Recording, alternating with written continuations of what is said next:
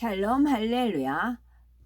로마서 9장 1절에서 3절이요. 내가 그리스도 안에서 참말을 하고 거짓말을 아니하노라. 나에게 큰 근심이 있는 것과 마음에 그치지 않는 고통이 있는 것을 내 양심이 성령 안에서 나와 더불어 증언하노니, 나의 형제 곧 골욕의 친척을 위하여 내 자신이 저주를 받아 그리스도에게서 끊어질지라도 원하는 바로라.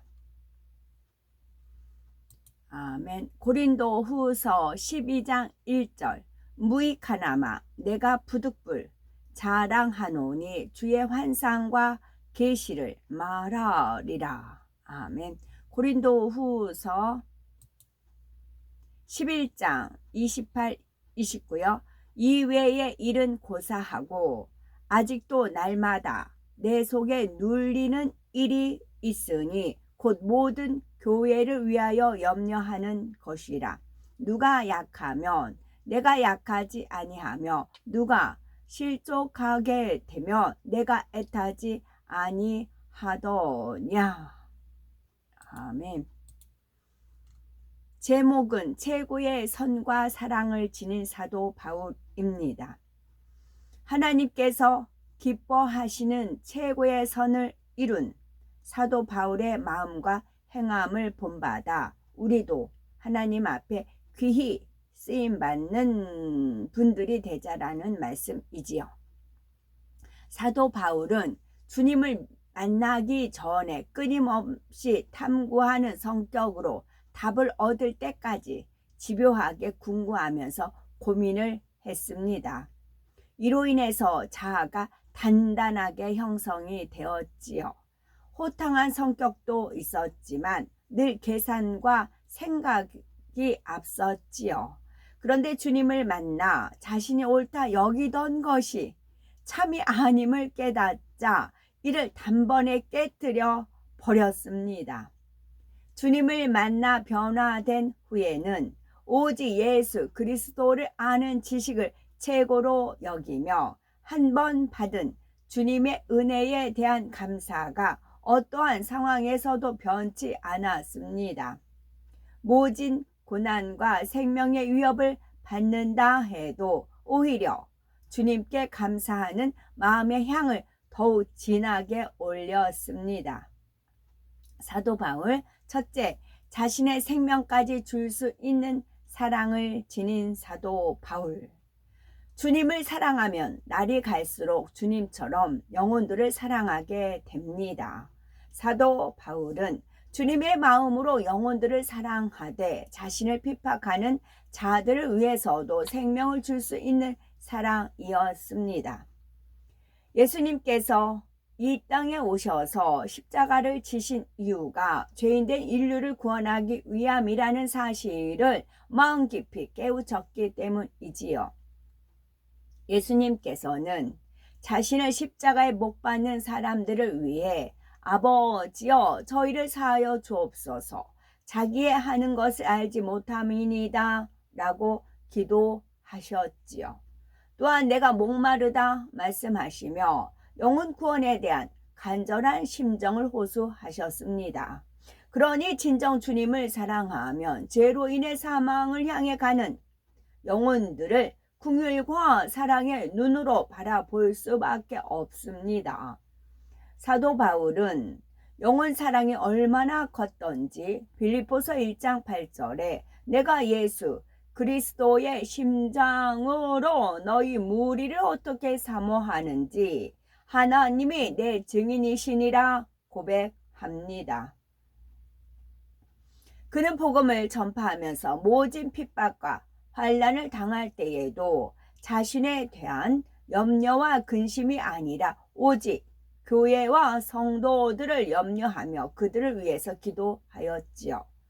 고린도후서 11장 28, 29절을 보면 이외의 일은 고사하고 오히려 날마다 내 속에 눌리는 일이 있으니 곧 모든 교회를 위하여 염려하는 것이라. 누가 약하면 내가 약하지 아니하며 누가 실족하게 되면 내가 애타지 않더냐라고 잘 나와 있지요. 그리고 성도들이 하나님의 뜻을 거스르면 내가 여러 번 너희에게 말하였거니와 이제도 눈물을 흘리며 말하노니 여러 사람들이 그리스도 십자가의 원수로 행하느니라 하며 애통하였습니다. 또한 여러 지역의 교회를 다니면서 어찌하든지 성도들이 진리 안에 살도록 밤낮 눈물로 훈계하기를 쉬지 않았지요. 이 모든 것은 주님의 핏값으로 사신 영혼들을 너무나 사랑하기 때문이었습니다. 사도 바울의 사랑은 복음을 받아들인 성도들에게만 국한된 것이 아니라 복음을 배척하고 핍박하는 사람들에게도 마찬가지였지요. 그래서 사도 바울은 항상 빚진 자의 심정으로 어떻게 하면 복음을 배척하고 핍박하는 사람들도 구원으로 인도할 수 있을까를 생각했던 것입니다. 이러한 사도 바울의 심정이 로마서 9장 1절에서 3절에 잘 나와 있습니다. 내게 큰 근심이 있는 것과 마음에 그치지 않는 고통이 있는 것을 내 양심이 성령 안에서 나와 더불어 증거하노니 나의 형제 곧 골격의 친척을 위하여 내 자신이 저주를 받아 그리스도에게서 끊어질지라도 원하는 바로라 했습니다. 여기서 나의 형제 곧 골격의 친척이란 사도 바울의 육적인 일가 친척을 가리키는 것이 아니죠. 유대인들과 바리새인들 곧 바울을 핍박하고 회방했던 사람들을 가리킵니다. 유대인 중에는 바울을 죽이기 전에는 먹지도 마시지도 않겠다고 동맹한 자들도 있었지요. 그런데도 바울은 자신이 구원받지 못할지언정 그들이 구원받기를 간절히 원했습니다. 이처럼 바울은 자신을 핍박하고 회방하는 사람들을 위해 생명까지 줄 수 있는 최고의 선을 이루었습니다. 그는 중심에서 내 자신이 저주를 받아 그리스도에게서 끊어질지라도 원하는 바로라 고백했지요. 누구보다 지옥의 참혹함을 대해서 잘 알고 있는 그가 영혼들이 구원을 받을 수 있다면 자신이 대신 지옥에 가기를 원한다 말하고 있지요. 이를 통해서 영혼들을 향한 그의 사랑이 얼마나 큰지 알 수가 있습니다. 두 번째, 모든 영광을 주님께 돌리는 마음을 지닌 사도 바울입니다. 사도 바울은 큰 권능과 깊은 계시를 받았다 해도 모든 영광을 온전히 주님께 돌렸습니다. 이처럼 선한 마음을 지녔기에 하나님께서는 사도 바울의 믿음을 인정하시고 큰 권능으로 축복하신 것입니다. 그는 태어나면서부터 안진뱅이였던 사람을 걷게 하는가 하면 독사에 물리고도 아무런 해를 받지 않았습니다. 심지어 바울의 몸에서 손수건이나 앞치마를 가져다가 병든 사람에게 얹으면 병이 떠나고 악귀가 나가는 희한한 능이 나타났지요. 이러한 권능을 행하면서도 그는 결코 자신을 드러내거나 높이지 않았습니다. 고린도전서 15장 10절에 나의 나 된 것은 하나님의 은혜로 된 것이니 내게 주신 그의 은혜가 헛되지 아니하여 내가 모든 사도보다 더 많이 수고하였으나 내가 아니 오직 나와 함께 하신 하나님의 은혜로라 겸손히 고백합니다. 이처럼 겸손한 마음을 지닌 바울은 날마다 죽어지는 삶을 통해서 성결을 이루었지요. 뿐만 아니라 하나님과 밝히 교통하며 하늘의 신령한 것들을 체험했습니다. 천국의 낙원을 보았고 영의 깊은 계시를 받아 하나님과 주님, 성령님 그리고 천국에 대해서 밝히 알게 됐지요. 하지만 자신이 신령한 체험을 하고 충만하다고 해서 자랑하고자 하지 않았습니다. 깊은 영의 말씀들을 마음에 간직하였다가 은혜 받을 만한 사람에게는 주님을 더 사랑할 수 있도록 들려주었고 이해하지 못할 사람들에게는 전하지 않았습니다. 마음에 악이 있으면 어떤 영적인 깨달음을 받거나 환상을 보고 비밀한 말씀을 들으면 자신을 들리려고 합니다. 마음에 악이 있으면요. 조건이 붙었네요. 마음에 악이 있으면 어떤 영적인 깨달음을 받거나 환상을 보고 비밀한 말씀을 들으면 자신을 들리려고 합니다. 나는 이렇게 하나님의 사랑을 받는 사람이다. 나는 이렇게 특별한 사람이다. 라고 자랑하는 것이지요. 그러나 선한 사람은 기도 중에 어떤 깨달음이 왔다면 그것을 마음에 두고 왜 이러한 영적인 비밀을 알려주셨을까 하고 자신에게 적용합니다. 영안이 열려 무엇을 보아도 하나님께 감사하며 더 영으로 정진해 들어가려고 하지요. 깊고 비밀한 영의 말씀을 들으면 그 말씀을 붙들고 어찌하든 자신이 변화되고자 노력합니다. 이게 포인트예요. 자신을 변화되고자 노력하는 것. 깊고 비밀한 영의 말씀을 들으면 그 말씀을 붙들고 어찌하든 자신이 변화되고자 노력합니다. 그 변화된 모습이 본인 거예요. 그게 천국에 가면 영원한 자기 영의 모습이고 그 영의 모습에 따라 그 빛의 세기에 따라 거하는 처소가 틀리고 상급이 틀리는 겁니다.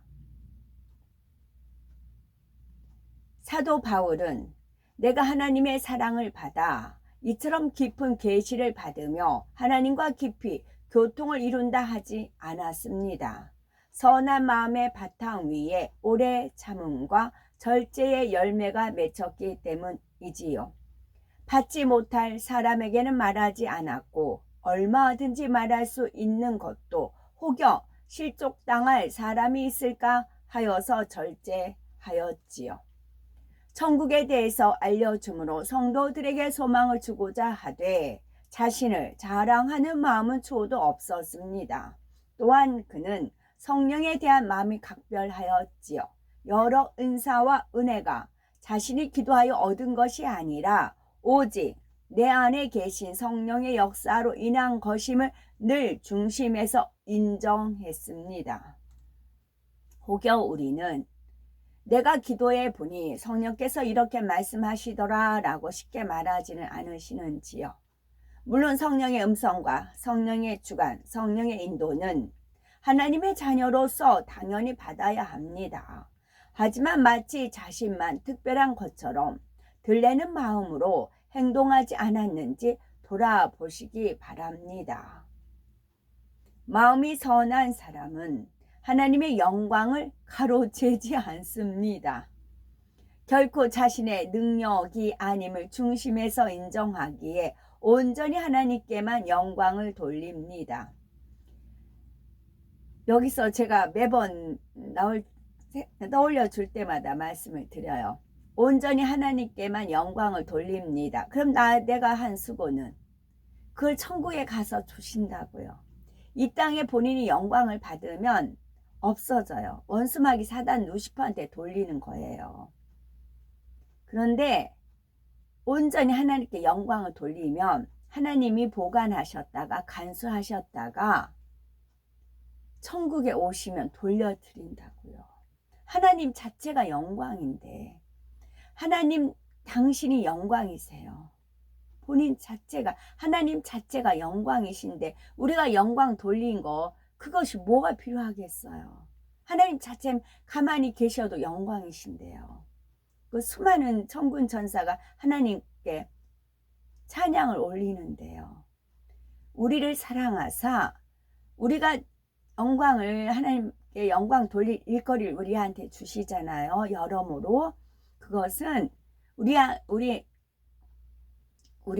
하나님께 영광 돌리기 원해서 그런 것이고 그 영광 돌린 그 영광을 천국에 가시면 되돌려 주세요. 보관하셨다가 이자 붙여서요. 30배, 60배, 100배 30배 이자 붙여주시고요. 60배 이자 붙여주시고요. 100배로 이자 붙여서 돌려주신다고요. 우리 하나님의 이 마음을 아셔야 돼요. 우리가 부모 입장이라도 그렇잖아요. 자식들을 볼 때. 근데 원수마귀 사단 루시퍼는 이걸 알아요. 그러니까 어떻게, 아니야, 네가 한 거야. 네가 잘났잖아. 네가 무릎 아프게 기도했고, 네가 목소리 아프게 기도했고, 네가 소리 높여 찬양했고, 네가 한 거야. 네가 영광 받아야 돼. 그렇게 사주를 한다고요. 그러면 이제 그렇게 해서 보니, 그래, 맞아, 익숙했지요. 옳거니. 그러면 하나님께 영광 돌릴 게 없잖아요. 그러면서 그 영광 누가 가져요? 그 사람은 나락에 빠지고, 영광 취한 사람은 나락에 빠지고, 시험에 들고 환난에 빠지고, 하나님 사랑과 영광에서 벗어나고, 원수마귀 사단만 배불리게 하는 것이라고요. 정말 온전히 하나님께 영광을 돌리면 나는 없습니다. 사도 바울처럼. 그러면 그 영광이 천국에 가면 주어진다고요. 100배 상급으로 주어진다고요. 이걸 원수마귀 사단 루시퍼의 게임에 넘어가지 마셔야 돼요. 하나님을 실컷 잘해놓고는 그런 마음이 딱 든다면 무릎 꿇고 나는 토하라 했잖아요. 나는 흙입니다. 영광 받으소서. 그러셔야 돼요. 이 싸움이 꾸준히 하셔야 돼요. 그러니까 무로 돌리는 거. 그러니까 지나간 일 잊어버리고 앞에 표대를 향해서 달려갔다는 그 사도 고백 이전 것은 잊어버리는 게 수더라고요. 잊어버려야 돼요. 내가 뭐 했지? 지금 내가 뭐 하지? 오로지 인도하심에 따라 살아가시면 돼요. 그러면 하나님께서 다 계수하셨다가 때가 되면 갚아주신다. 우리를 위해서 그래요. 하늘에는 온갖 보화가 가득해요. 하나님 자신의 영광은 하나님 잡는 것이 다 금은보화고 보석이라니까요. 사도 바울도 자신의 의를 철저히 깨뜨린 후에는 아무리 크고 놀라운 역사를 베풀어도 늘 중심에서 나는 아무것도 할 수 없으되 하나님의 능력으로 할 수 있었나이다 라고 고백했습니다. 그러니 권능을 행할수록 자신은 더 낮아지고 하나님의 영광은 커져만 갔지요. 하나님께서는 이처럼 선한 중심을 찾아 은사도 주고 권능도 주셔서 크게 사용하십니다. 고린도전서 11장 1절 내가 그리스도를 본받는 자 된 것 같이 너희는 나를 본받는 자가 되라 한 사도 바울의 고백처럼 최고의 선을 이루어 마지막 때 영광의 도로 귀히 쓰임받는 복된 우리가 되어야 되겠습니다. 아멘.